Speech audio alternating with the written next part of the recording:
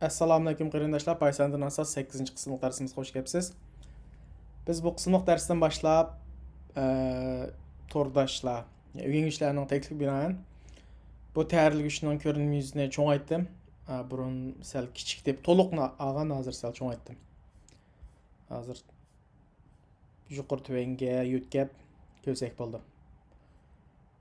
Biz 7-ci qismlik dərsdə sallıq məlumat tiplərindən list öyrəndik. Bugün şunun davamı haqqında toxtalımız.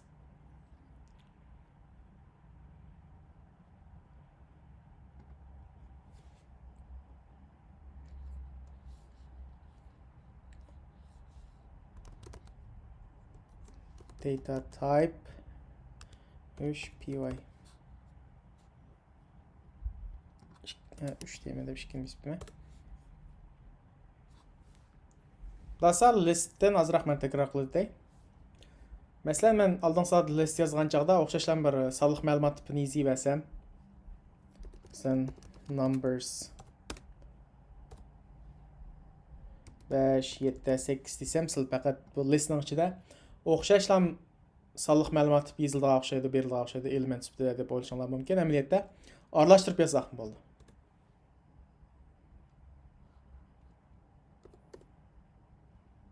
Gül deyili. Gül. İsmi Rose in Etergül.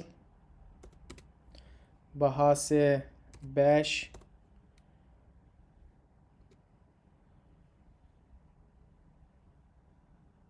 Sane 100 demək olanda ifadə etmək olsaq, arlaşdırıb yazsaq, bu lavırdı demək. Məsələn,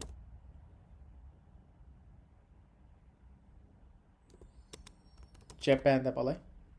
Bulardı. Bunu biz çıxarsaq nə oldu?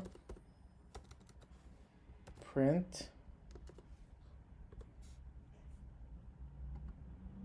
gül.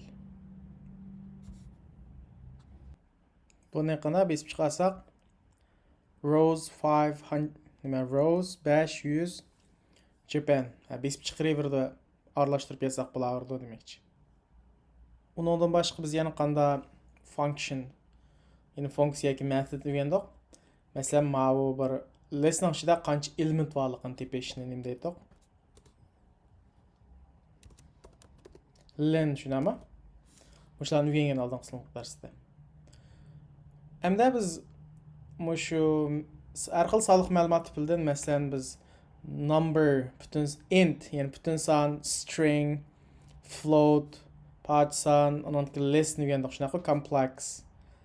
Əmdə məş bir qatar sallıq məlumatlar tipininki bəzi bir xaslıq var. Bu xaslıqını məsələn mana oxşaş qancha element barlığı degəndək. Bu Python'ның bir yaxşı yeri, qolay yeri, məş xaslıqını təbir eləyən bir funksiyası var.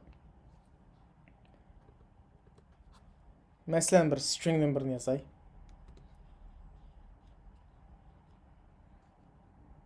İsim deyil. Mən bir boşluqni xata qoyub qoydum. Python'da boşluğa bək diqqət qılmaz. Mən keyin qism dərsdə təfsil sözdəyim. Çoxum oxşaş, başqalardan oxşaş qurdan başlayırıq. Məsələn, mənada isim deyil, boşluq tən.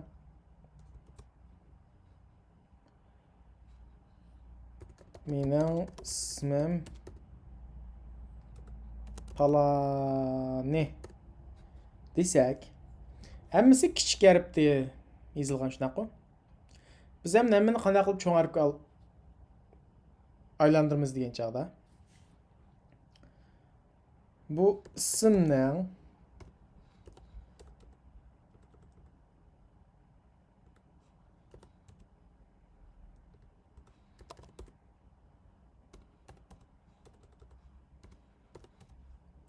upper deb manda bir funksiyası var. Bunda qıysaq, mən biz çıxarsaq hazır. Mənim ismim Palani degəndə həmmisi qanda çoğ hərf yazıldı. Məsələn, biz çıxarsaq mana Mənim ismim palani degan kichik harfni qanda upper degan funksiyasidan foydalanib o'zining ichidagi ismning qanda hammasi cho'ng harfga bevosita aylandi. Endi mushunda sonliq ma'lumot tiplarining masalan string atama bu list deymiz. Mushuning qanda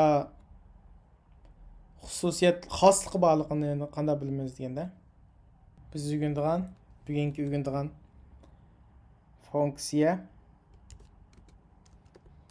dir funksiyasi.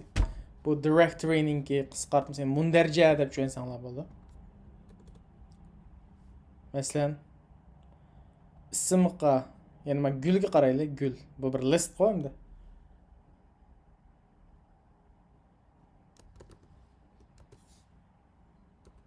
Bunun ichiga list debdimi? Gul ne kirgizsak, endi buning nima mundarjasi, ya'ni mushunda upper len endi upper degan string qo'y. Mushunda qanday xoslik bo'lsa, shuni tepib chiqarib ko'rsatib beradi. Bunda bunday darajada ko'ramiz. Endi mana tepish uchun qanday buni besib chiqarish kerak. Buni besib chiqarsa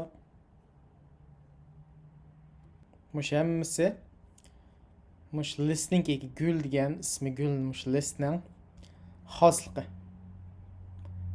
Endi bu ustidagilarni men keyin constructor so'zlagan chaqda, ya'ni qurg'uchi deb constructor so'zlagan tafsil to'xtalman. Ostda qarsanglar, masalan reversed size of str clear copy count extend index insert pop remove reverse sort degandek bu bir xosligi bor. Xuddi bu masalan ismni yurgizsak mush dir funksiyasining ichiga buningki mush upper degali chiqadi. Biz mush chiqqanni har birini qanda keyniga mush upperni ishlatgandek ishlasak o'zimizning ma'lum bir ko'zlagan maqsadga yeta olamiz. Men faqat sizlarga mush directory ya'ni dir deb olamiz.